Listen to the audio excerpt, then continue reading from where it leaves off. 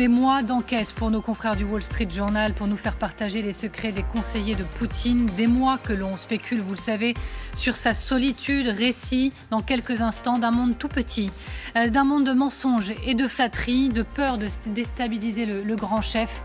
Récit de l'ignorance du dirigeant de l'un des pays les plus puissants du monde, au point de se demander dans quelle mesure il aurait peut-être été manipulé. Voilà des questions en tout cas qu'on va soumettre à nos invités, que je présente sur ce plateau.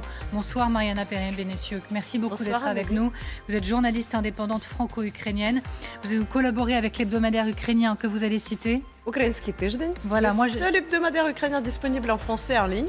Et vous collaborez également avec Desk Russie. Voilà. Merci d'être là encore une fois. Vincent Hugeux, bonsoir. Bonsoir. Merci également d'être avec nous. Vous êtes grand reporter, vous êtes essayiste. Bonsoir Amiral Jean-Louis Vichot. Bonsoir. Merci également d'être avec nous. Ancien chef d'une mission militaire française auprès de l'OTAN, ancien commandant de sous-marin. Vous avez plus de 20 000 heures de plongée à bord de sous-marins conventionnels et nucléaires, par exemple, à votre bénéfice, c'est ça? C'est ça. Pas d'erreur de ma part. Antoine Arjakovski, bonsoir. Bonsoir. Et bienvenue, c'est une première pour nous sur ce plateau. Historien, directeur de recherche au Collège des Bernardins, spécialiste de l'Ukraine, auteur de Occident-Russie, Comment sortir du conflit, chronique 2014-2016 aux éditions Ballon. On voit la couverture s'afficher là à l'écran. Alors cet article basé sur des mois d'entretien avec d'actuels et d'anciens responsables russes ainsi que des personnes proches du Kremlin. Ce récit il vous est proposé détaillé par Justine Fraissinet, les indispensables.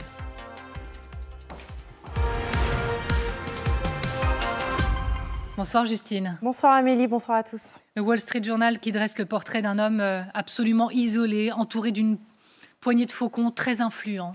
Effectivement, c'est ce que révèle ce papier, ce long papier qui est révélé par le Wall Street Journal. Pendant plusieurs mois, les journalistes se sont entretenus avec des responsables russes et américains très proches de Vladimir Poutine et avec des sources au sein des renseignements américains. Ils dressent effectivement le portrait d'un homme isolé que seuls quelques conseillers peuvent approcher, isolé parce que paranoïaque. Son passé d'espion au KGB lui a appris à se méfier de tout et surtout de tout le monde. On apprend enfin, et c'est le plus intéressant, la culture du mensonge qui règne autour de lui pour ne pas froisser le tsar. Les gens autour de Poutine se protègent d'abord eux-mêmes. Ils sont intimement convaincus qu'il ne faut pas contrarier le président. Parmi eux, Nikolai Patrouchev, le chef du Conseil de sécurité, l'artisan de la morning routine de Vladimir Poutine, son petit rituel du matin. Tous les jours, à 7 heures, le président russe reçoit sa note quotidienne sur la guerre, soigneusement revue et corrigée par Patrouchev, et il veille à ce que tout soit parfait.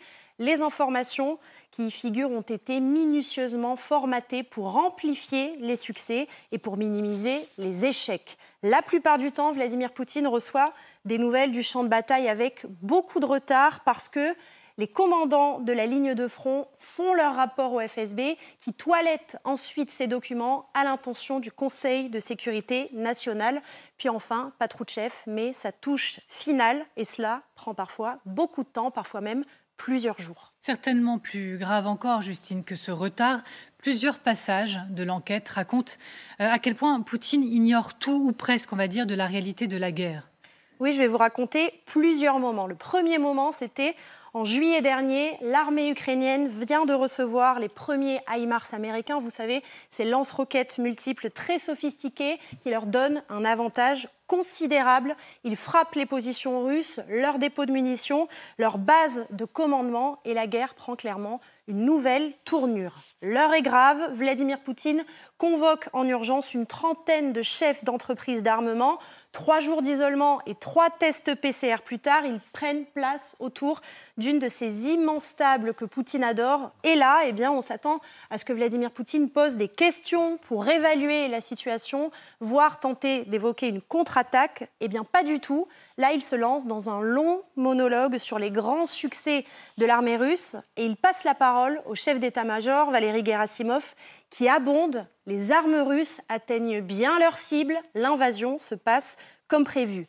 Fin de la discussion. On ne sait même pas si les industriels de l'armement ont pu prendre la parole. Merci et au revoir. Les témoins racontent que les fabricants d'armes sont sortis de la réunion avec l'impression que Vladimir Poutine n'avait pas une vision précise du conflit. L'apport stratégique des HIMARS sur le terrain était pourtant incontestable. Et le deuxième moment, c'est juste après la contre-offensive ukrainienne.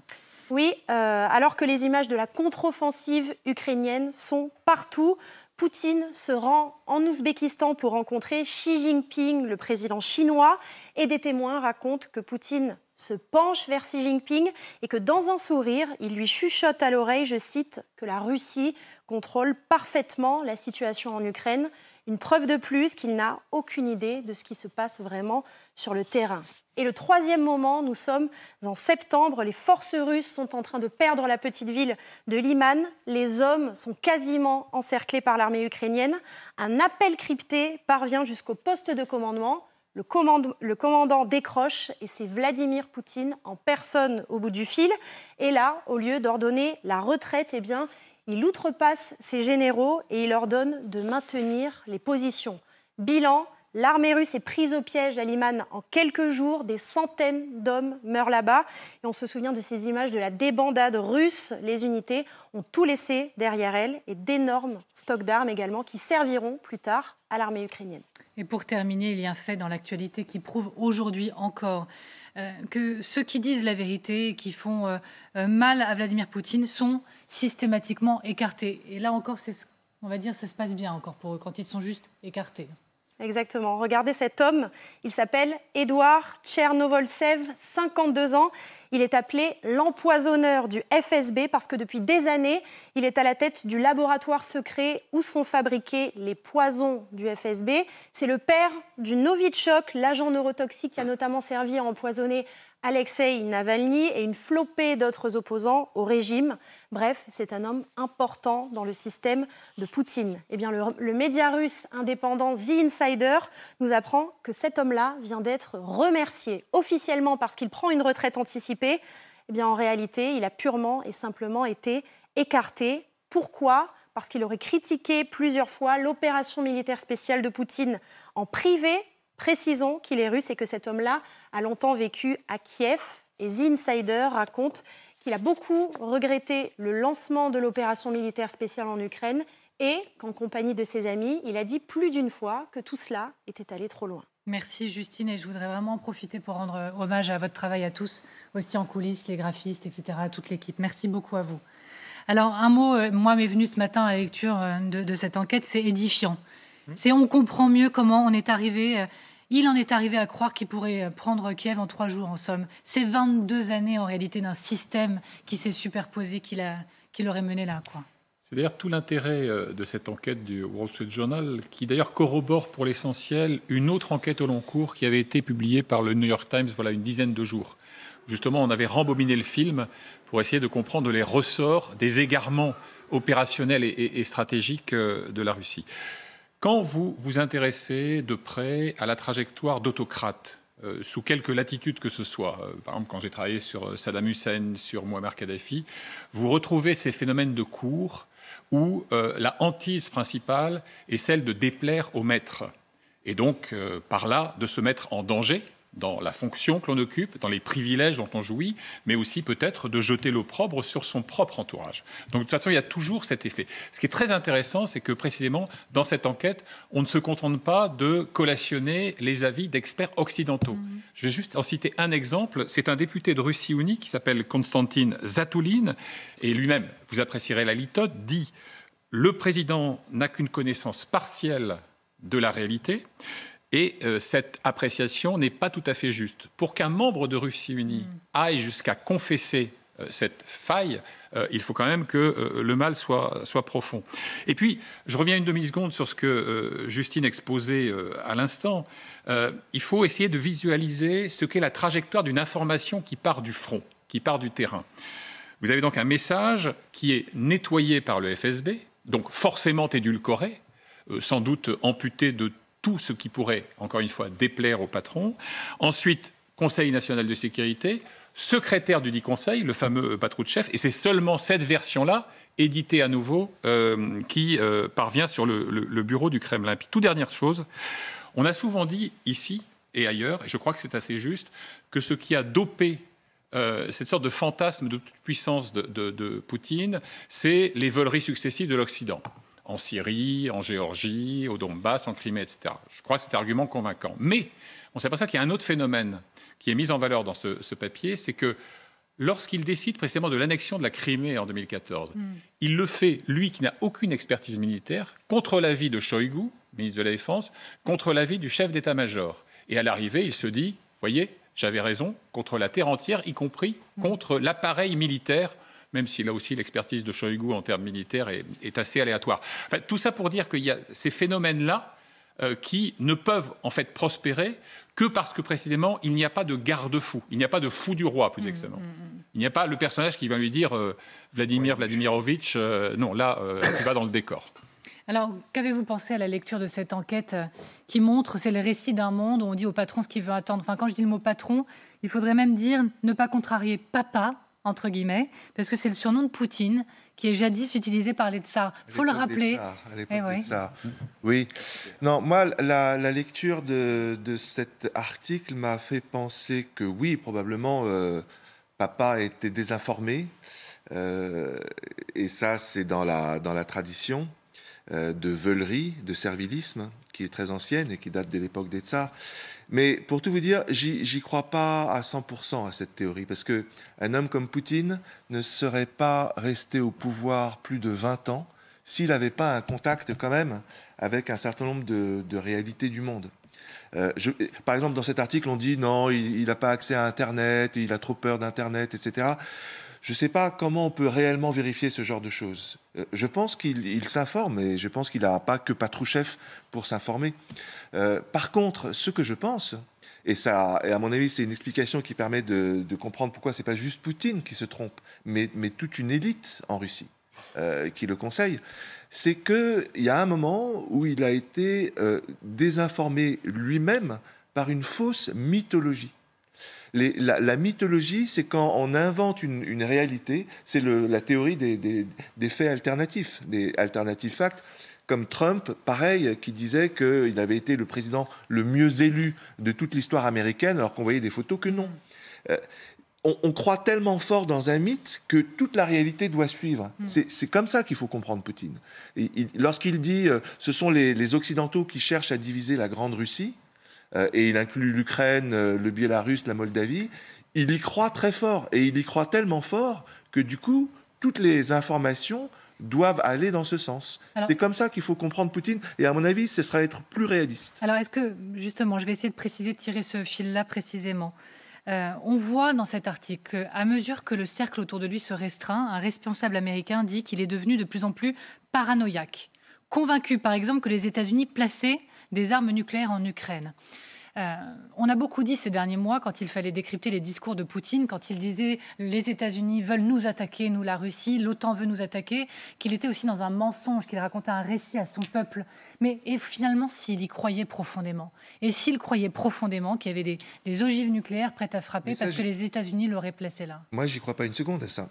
Je sais qu'il a une formation d'officier du KGB, donc il sait parfaitement d'où vient la propagande et d'où vient la politique de l'État. Donc ça, c'est clairement un truc de la propagande à un certain moment, surtout quand Zelensky était allé à Munich pour la conférence sur la sécurité au mois de février dernier, où la propagande russe avait fait croire que les Ukrainiens préparaient une arme nucléaire ou voulaient rétablir le nucléaire en Ukraine.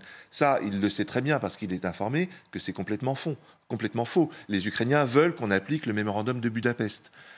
Donc, c'est pour ça qu'il n'est pas complètement fou, il n'est pas complètement déconnecté de la réalité. Ce genre d'argument, ça vient de la propagande. Justement, l'article ne dit pas qu'il est fou. L'article dit qu'il est déconnecté de la réalité. Pas qu'il est fou, mais qu'il est coupé du monde et dans un cercle si restreint qu'il n'y voit plus rien. Mais pas déconnecté de la propagande. Il sait qu'il y a des services comme le FSB, comme le GRU, qui sont en charge de désinformer, et il y a d'autres services qui sont en charge d'adopter des politiques publiques. Mariana Perez-Benessieux, qui a allez, je tente l'expression, jolie phrase, en tout cas prononcée par un diplomate de carrière qui a longtemps été en poste à la mission permanente de la Russie auprès des Nations Unies, c'est Denis Bandarev. Je précise qu'il a démissionné après le début de l'invasion. Oui. Et il parle d'un théâtre d'ombre qui a fini par tromper ceux-là même qui l'ont créé. Ah oui, non, mais tout à fait. Et d'une certaine manière, c'est vrai. Mais en fait, ce qui rend la situation difficile à comprendre, c'est qu'il y a beaucoup de choses qui, à première vue, paraissent paradoxales, prises ensemble, sont vraies à la fois. Premièrement, c'est vrai que Poutine est très isolé, et ça ne date pas de cette année. Cela fait quasiment une décennie, voire plus, qu'il vit de manière très récluse, en triant vraiment sur le volet de qui sera admis à son corps, à sa proximité physique, déjà pour commencer. C'est vrai qu'il n'a jamais eu des gadgets, ni même des appareils connectés à Internet, ce qui d'ailleurs n'est pas si fou que ça quand on cherche à éviter d'être espionné, parce que c'est vrai que ces gadgets et tous les appareils connectés peuvent servir à cela. En même temps, il serait exagéré de dire qu'il ne sait rien, ou qu'il n'écoute, ou qu'il n'entend que ceux qui vont dans son sens. Je peux vous donner un exemple très précis. Le cas de son rival depuis toujours, le ministre de la Défense Shoigu, eh bien, il est toujours en place. Il participe à la guerre, donc ils doivent communiquer régulièrement entre les deux. Et donc, forcément, il y a plusieurs sources d'informations. Moi, ce qui me frappe surtout... Je peux vous arrêter sur ce point, par exemple, oui. Parce qu'il y a un enseignement de l'article qui dit que le FSB a davantage participé à la préparation de la guerre que l'armée.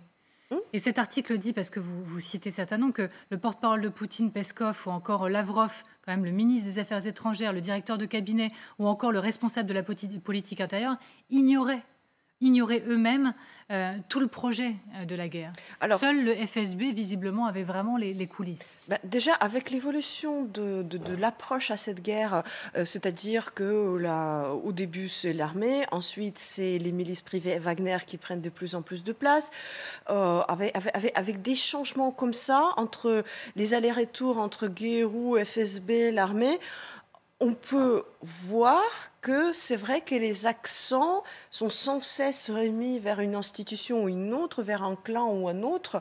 Donc c'est possible qu'au début, il y avait un certain choix des clans, des participants à qui on a alloué les rôles de premier plan. Et à fur et à mesure que ces acteurs ne remplissaient pas leur mission, on prenait d'autres. Ça, c'est tout à fait possible. Et déjà, par le simple fait que dans la tête de Poutine, ça devait être une opération spéciale. Donc, par définition, l'opération spéciale de force de service secret. Vous voyez, ça déjà, ça indique que le FSB devait avoir le rôle de premier plan. Oui. Alors, Amiral, oui, votre regard sur tout ça. Ce qui est très choquant, c'est l'absence complète des militaires dans ce qu'il faut quand même appeler une guerre. Oui. Quand on considère Shoigu, dont on a rappelé sur ce plateau à l'instant que son expérience, elle est plus celle d'un agent secret, enfin pas si secret que ça, mais d'un homme de la défense de sécurité plutôt que d'un militaire qui a combattu sur le terrain. Quand on voit l'amiral Gerasimov, qui a été nommé en remplacement d'un chef d'état-major de l'armée qui a été débarqué précisément parce qu'il s'était permis une objection à Poutine, c'est sûr que quand vous avez pris la place de quelqu'un qui a été débarqué dans cette configuration-là, il vous est plus difficile de dire à Poutine qu'il va commettre une erreur. Et c'est bien là qu'on ne conduit pas une guerre si on n'écoute pas l'avis des gens dont c'est le métier de la mener. Et c'est vraiment... je ne dis pas qu'il faut considérer que cet avis, mais je dis qu'il faut considérer cet avis parmi les autres. Et si c'est effectivement le FSB qui filtre toutes les informations remontant du terrain, à ce moment-là, c'est carrément criminel. On comprend que cette guerre soit si mal menée, si mal gérée, puisque ce ne sont pas des spécialistes qui font remonter les informations les plus importantes. Même à l'époque de Staline, même quand celui-ci dirigeait la Stavka, c'est-à-dire l'état-major général de l'armée rouge, il écoutait ces grands chefs, quitte à les désavouer ensuite, ou à les déposer, voire même à les faire fusiller. Mais il écoutait ces officiers et il les a écoutés jusqu'au bout, jusqu'au moment où ceux-ci ont pris trop d'importance et ont commencé à faire de l'ombre à son pouvoir, et ce qui a valu à Zhukov d'être écarté du haut commandement. Mais ce qui est sidérant dans cette guerre, et compte tenu de ce qui s'est passé sur le terrain, c'est de voir que ce sont toujours les mêmes hauts gradés qui sont en place et qu'on a remplacé certes quelques commandants de front, mais que le général Gerasimov soit toujours là. C'est pour moi une source d'étonnement considérable. Ce qui est intéressant également, c'est de voir que ça ne date pas d'hier, en effet. Et il y a peut-être même un point particulier, c'est 2014. Quand on lit l'article, monsieur Bandarev, que je citais tout à l'heure, qui a depuis quitté tout ça parce qu'il était contre l'invasion, dès 2014, il voyait bien, par exemple, lui, à son niveau, que les sanctions qui étaient imposées à la Russie faisaient du mal à la Russie pour des choses très militaires, l'aérospatiale ou encore les drones. Il a tenté d'alerter le Kremlin et il est passé par des filtres. On lui a dit « T'es gentil, mais non, stop, on va dire que tout se passe bien ». Et regardez comment ça se passait, les câbles diplomatiques, comment ils arrivaient.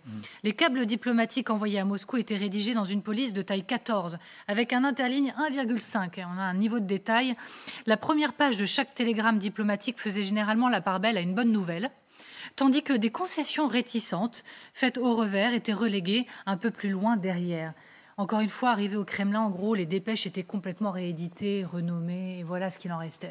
Alors, soit, mais s'il y a quelqu'un sur la place rouge, en l'occurrence, qui était bien placé pour connaître ces modalités-là, c'est bien l'ancien officier du KGB, puis patron du FSB, Vladimir Vladimirovitch Poutine. C'est-à-dire que, théoriquement, il devait être le dernier à se montrer dupe de ce genre de procédé, puisqu'il l'a vraisemblablement pratiqué lui-même à Dresde ou ailleurs, et qu'il en connaît donc les ressorts. Mais si vous voulez, ce qui est très frappant dans la trajectoire de tous les tyrans de Caligula à nos jours, c'est qu'ils se raidissent dans l'adversité.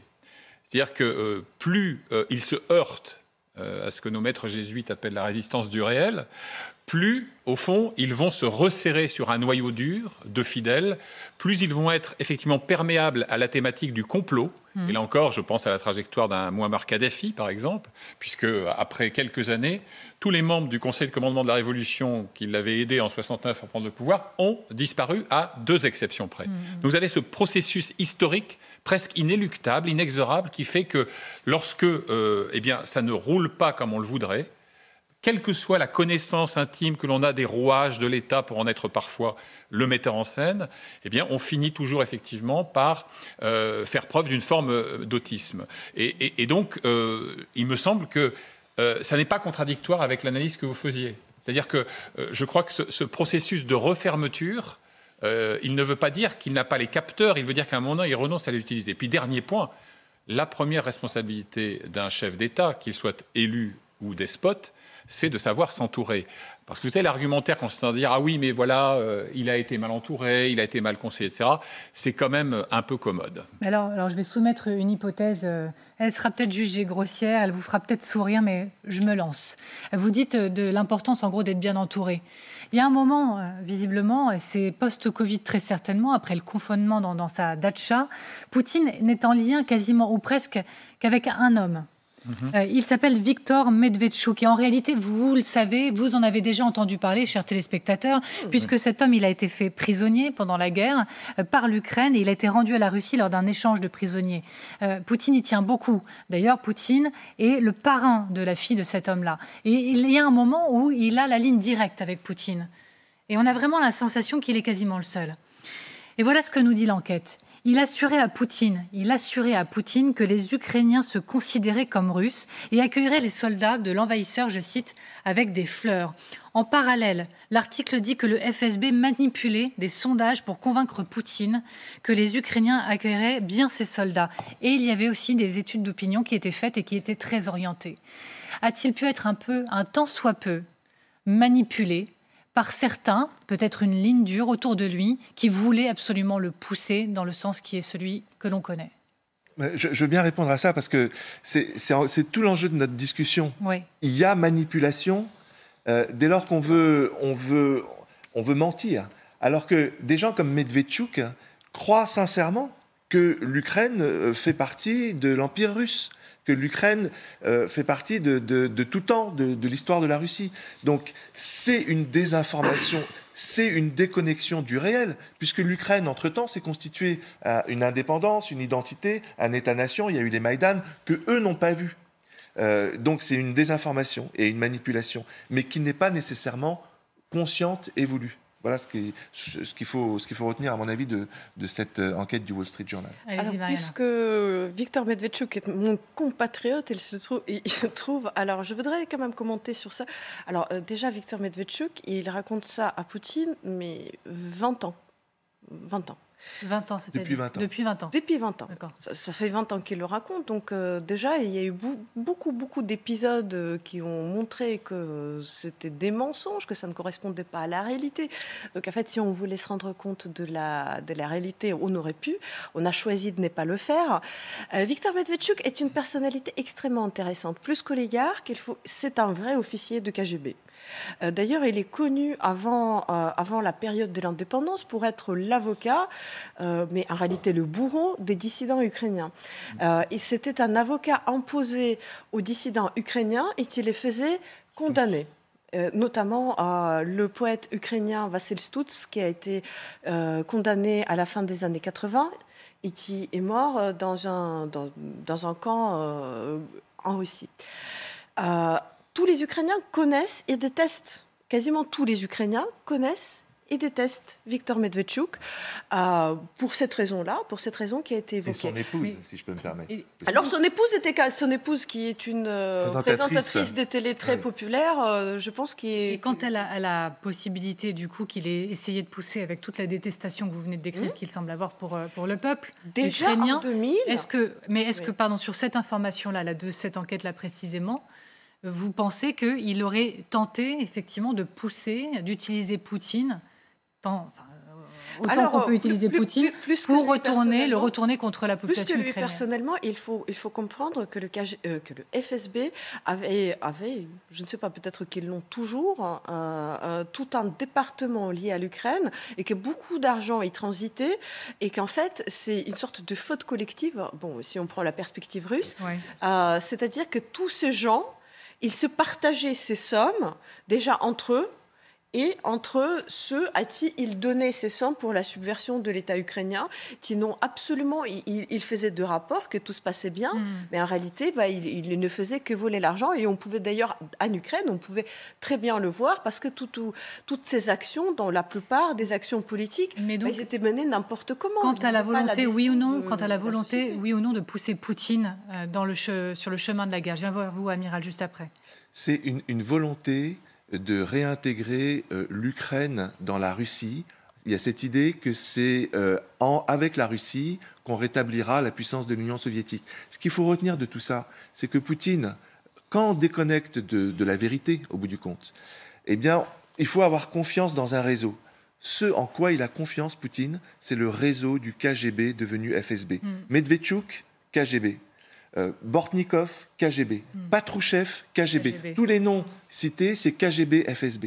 Et ça, c'est important parce qu'il va y avoir des élections présidentielles en 2024, en Russie, en mars 2024. Et déjà, la plupart des gens commencent à spéculer quelle va être l'attitude de Poutine. Poutine va décider, probablement dans les quelques prochains mois, ce qu'il va faire. Est-ce qu'il va se représenter? Il a le droit. Ou est-ce qu'il va choisir quelqu'un? Et ça sera nécessairement quelqu'un du FSB. On parle de plus en plus du fils de Patrouchev, qui est l'actuel ministre de l'Agriculture et qui est aussi du FSB. Donc c'est ça qui peut nous orienter, c'est d'essayer de voir que les autorités russes, pour se perpétuer, ils ne font pas confiance dans la vérité, ils font confiance dans le réseau du FSB qui est responsable au XXe siècle de dizaines de millions de morts. C'est ça qui est dramatique. Amiral. Je rejoins tout à fait ce qui a été dit.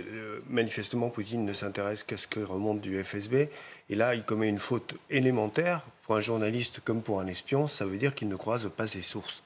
Il ne va pas chercher l'information en plusieurs endroits. Il ne fait pas ce pas de côté qu'il pourrait lui permettre de mieux comprendre la réalité objective des faits. Et c'est probablement ça qui va nous aider, qui va aider les Ukrainiens et les Occidentaux à gagner cette guerre. C'est que manifestement, il est dans un monde qui est pratiquement aujourd'hui un monde virtuel. Et ce monde virtuel, eh bien, il a encore les moyens de peser sur le monde réel, mais de plus en plus, il risque de s'en détacher. C'est notre chance et je pense qu'il faudra qu'il continue comme ça encore quelques temps. Et au passage, quelle faillite du renseignement, et notamment du renseignement humain. Il n'y a pas de difficulté opérationnelle majeure pour des agents du FSB de pénétrer le tissu social ukrainien. Il y a suffisamment de proximité linguistique, familiale, culturelle, etc.